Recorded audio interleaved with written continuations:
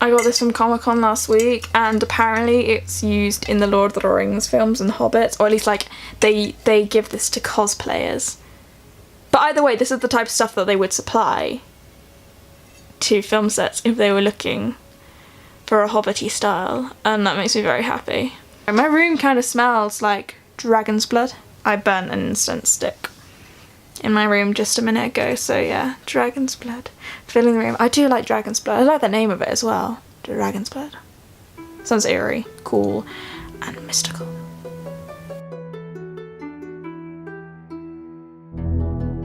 Hi guys! So today I thought I would do a video on the supernatural. Now, for anyone that knows me, it comes as no surprise that I like dark stuff. I like looking at the macabre, whether that be fiction or just kind of illustrations, and just downright murder, cannibalism, all taboo topics really. And I have also an avid fascination in the supernatural. Not sure whether to believe in it, not sure whether not to believe in it, if you get my drift. I've been kind of doing a lot more research into Wicca and paganism, and it seems really cool as a religion. I'm not quite sure whether I'm kind of believing in the god side of it, but I like the whole emphasis on nature and crystals, hence why I keep wearing crystals now, and sort of the power of the natural elements, which is why this means a lot more now to me.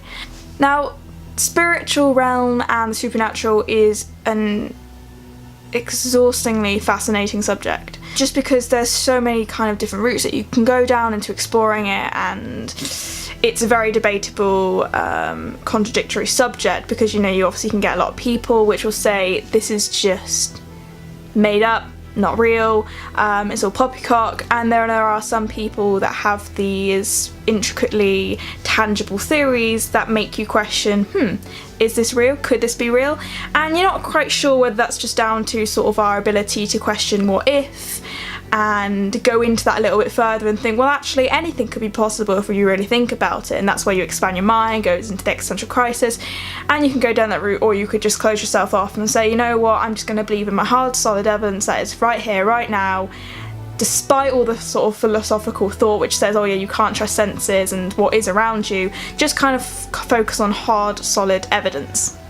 And when you come to the supernatural, this is kind of difficult, because there are a lot of things that you could describe as hard solid evidence, which kind of goes beyond all science, like when people have said about doors shutting and you're alone in a house, or there's random noises, and some people can get to the bottom of it, and sometimes you just can't, and you don't know what.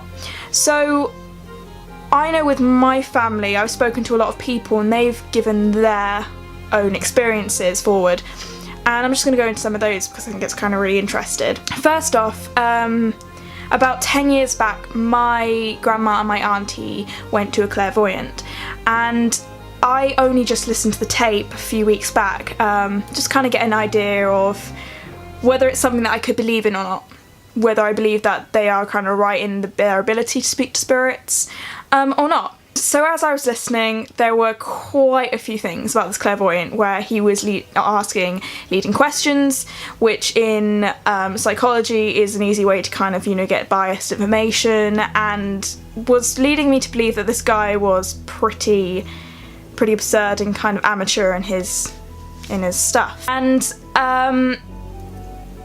he was saying a lot of things that didn't seem to make sense. They were just random guesses in the dark, until he got to one point, which was about saying how one of my grandma's daughters, which happened to be my mum, needed to check on her car if it had an MOT soon and it needed to be sorted.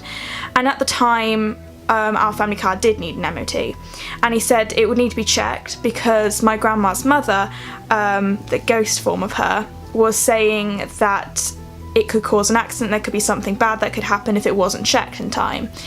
So a week or so later after that, during that time, my mum had an MOT, and they found out that there was a major fault with the car, and if they hadn't have checked it, then there could have been a major accident on the motorway if they were going at high speed, basically trauma, death, the whole shebang right there. So that was kind of one of the points where it makes you believe, was this just coincidence? Because that could be quite a generalised fact, you know, saying to someone that they need to check their car in case there is, because of the amount of accidents that do happen on the motorways and all those sorts of things. Or was it a case of the spiritual coming into effect here and telling the truth about something, and that there was a connection? Something that didn't really connect with everything, but did seem a little weird, was my this clairvoyant spoke to my grandma and was like saying, obviously you have grandchildren, are any of them 2-3 years old? At the time I was about 13, I believe, and my cousins about 10 and 15. So yeah, there was none of us that were 2-3, and my grandma said no, and he was like, well, I've got a little boy here who's about 2 years old, he's got blonde hair, has anyone that you know had like a miscarriage? And then just as he started saying that, the tape cut. Now, but as he was saying this, there was some weird thumping beat in the background. There's almost like a heartbeat, which I thought was a little bit weird. And after this tape cut, and then it started making this really loud screeching noise, and then their voices started coming back, and he was like, oh yeah, sorry, this usually happens with tape or something like that. And for a second, and then they come completely past the topic, and I thought that was just really strange, because it was just the mention of this little spirit boy just standing there, and it just cut as if he had to stop there because it didn't want any information revealed. And that was spooky, but also completely cool. My granddad's always said that he would grow up seeing spirits at the end of his bed, and even now he says that he wakes up sometimes and he sees spirits. He's often kind of said to my family that they're always about, and he believes quite strongly in them, and he is quite a strong Christian as well, so he sees spirits in that side of things as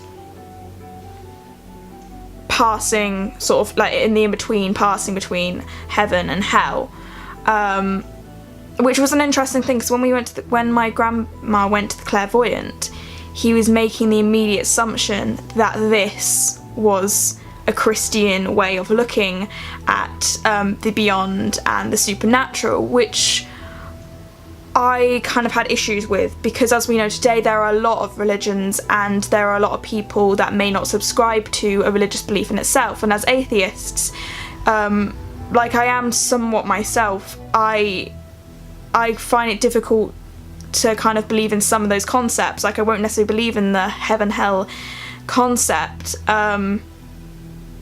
but it's very troubling, because I can believe in the supernatural, just not those other things. And if someone's going to push on the Christianity thing, then it makes you believe that maybe this isn't as valid as it should be.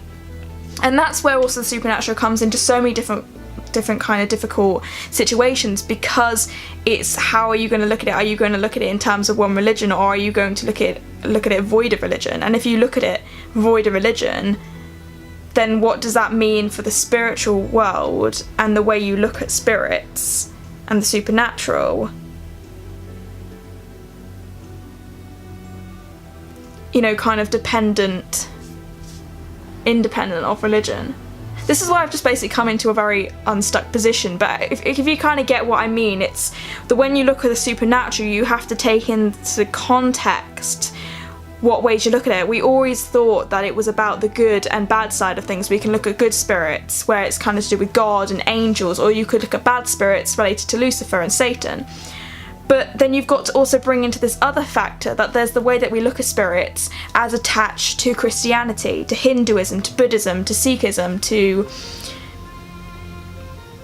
many other different things that are out there, to Satanism and paganism, and even maybe Scientology, which I won't go into. I did my research on that recently and it's just weird. But you get my point. And then even if you are an atheist, even looking at the supernatural in terms of that, and it's such a conflicting topic, but it's so bloody interesting. I could go into this for days. I'm gonna leave you with that there. and maybe make another video soon to do with supernatural and other supernatural little things that I've been told along the way. I'm hoping to do some more videos soon once I get some work underway, because it's all very crazy at the moment. But once I relax a bit more and focus my energies on different things, hopefully with the help of crystals, which I need to cleanse really. I need to go up to Scotland or something and just bathe them in some water and dedicate them to a purpose, which would be good. But yes. So yeah, if you enjoy my videos, want to see any more covers, original songs, or just general like chit-chat stuff, just like, subscribe, comment, whatever, any interaction with me. I'm fine, I'm a nice person, I won't push you aside, it's okay. And yeah, I'll see you next time.